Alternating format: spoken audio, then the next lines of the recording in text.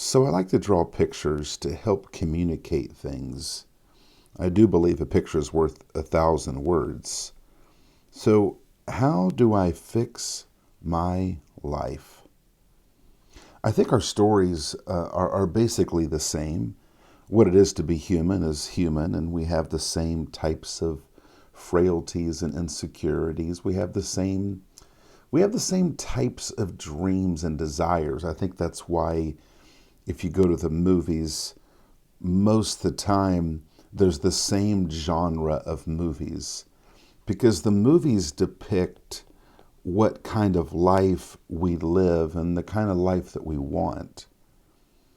I think when a person's born, number one, we have this instinctual sense of purpose.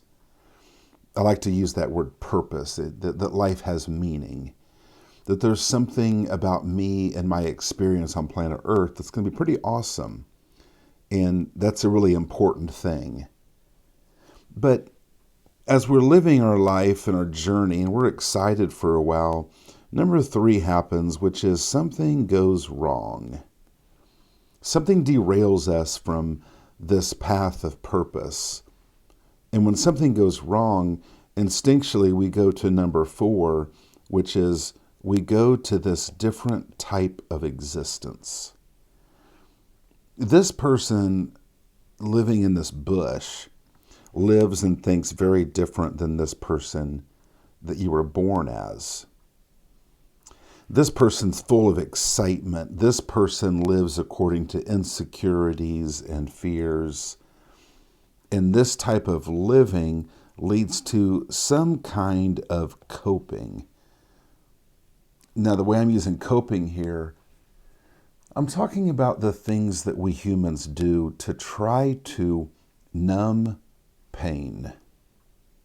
The things that we do to try to make our life feel better.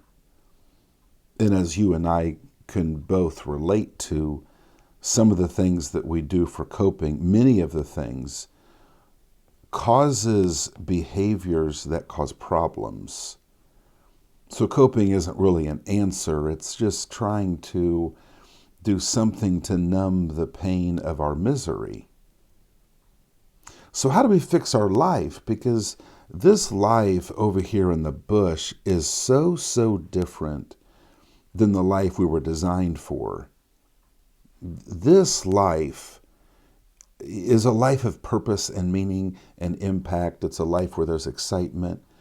This life right here is so different. If you've seen the movie The Matrix, and it's people that are forced into an existence that is so different than what they were really supposed to have. So how do we get this life back? I want to just touch on three things really quick, because I think everyone at some point, we get to this place of how do I fix my life? Everyone does.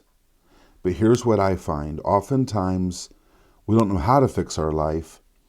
And the first thing we do is we end up spending our life trying to fix what went wrong. In other words, we spend all of our time thinking about that thing that happened. This thing that happened to me, or this bad thing that happened because of me. Our life becomes consumed with the thoughts of this. But we can't go back in time and change it. We can't undo what happened, but the good news is we don't have to undo the thing that happened in order to get back to being the person we were made to be. But when we try to fix our life, instinctually, we think, I have to fix that thing. The second thing is that we can spend our life trying to fix what we have become. That's this over here. Our coping behaviors, which ends up causing fallout in our life. We've, in some way, maybe we've fallen into some kind of addiction. We've fallen into habits that undermine us. And we can, in trying to fix our life, we can put all the focus on this. I've got to change that behavior. I've got to fix that. And instinctually, it seems helpful that I need to fix what I've become. I need to change my problem. But it doesn't get us anywhere. The problem is that as we focus on the thing that happened to us, as we focus on what life has become because of all of the mess, we forget what we were made to be to begin with. So our story is all the same. Number one, we're born. We're excited that life has a sense of purpose. Life is good. I've got something good to do with my life. And then number three is something goes wrong. I mess up or someone messes me up. And it leads to number four, which is this life of hiding, this matrix living. When that kind of living leads to number five, which is some kind of coping. So to fix our life, human beings, we tend to focus on 3 and 5. But there's one thing we need to do to get our life back, and that is go back to number 1. What was I made to be? What was I made to be?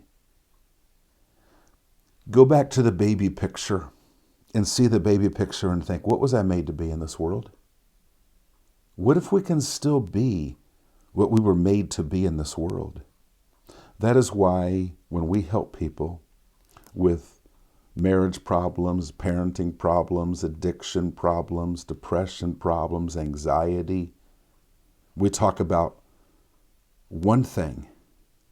What is your purpose? Because when you talk about your purpose, you talk about not what went wrong, not what your life has become. We talk about one thing. What were you made to be in this world? And the good news is, it doesn't matter what went wrong. It doesn't matter what our life has become. We all have the opportunity to get hooked back up again to what we were made to be in this world. And it's amazing, when we get back to number 1, it's amazing how all the other junk in life begins to slowly just work itself out. And it doesn't matter all the stuff that happened. And life becomes clear again. And we can have purpose, and we can pursue it with our whole heart. My friend, if your life needs a fixing, it's not because you're a bad person or an evil person. It's because you're a human person. And the good news is, no matter what's gone wrong in your life, no matter how you've messed up, your future is still in front of you. You still have purpose, and you can know that purpose, and you can be set free to pursue that purpose boldly. If you need help with that, go to markdelaney.com.